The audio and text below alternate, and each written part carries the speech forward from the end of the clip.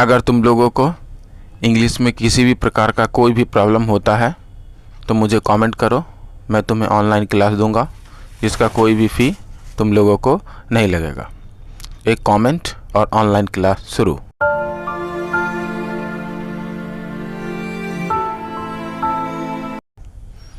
आज के इस वीडियो में हम लोग सीखेंगे रिपोर्टिंग वर्ब किसे कहते हैं और रिपोर्टेड स्पीच किसे कहते हैं। एक कहानी के माध्यम से समझने का कोशिश करेंगे। एक पिता था जिसके दो बेटे थे। बड़ा बेटा का नाम स्पीच था और छोटा बेटा का नाम वर्ब था। पिताजी का नाम रिपोर्ट था।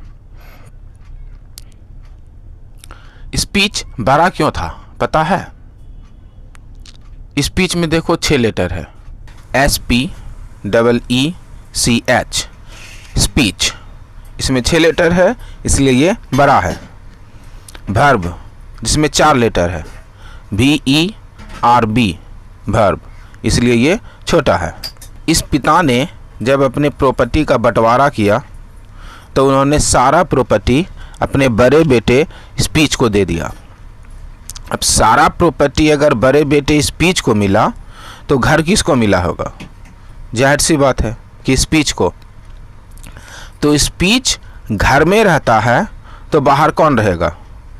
वर्ब। फिर से ध्यान दो, स्पीच अगर घर में रहता है तो बाहर कौन रहेगा? वर्ब। घर हम लोग कॉमा इन्वर्टेड कॉमा को मानते हैं। घर हम लोग कॉमा इन्वर्टेड कॉमा को मानते हैं। अगर इन्वर्टेड कॉमा के अंदर स्पीच रहता है तो बाहर कौन होगा? वर्ब। वर्ब हमेशा घर में इन करने का कोशिश करता है। इन से याद रखेंगे इंग, ING इंग।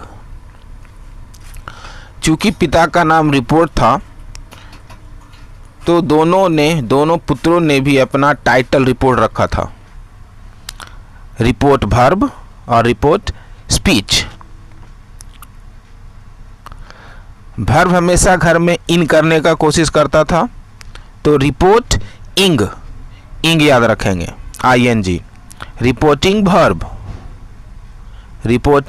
वर्ब याद रखना। छोटा बेटा बाहर रहता है, वर्ब बाहर रहता है, इन करने का कोशिश करता है तो रिपोर्टिंग वर्ब। जो अंदर रहता है वो स्पीच है, वो ED लगाता है। रिपोर्ट में ED लगा दो, रिपोर्टेड वर्ब।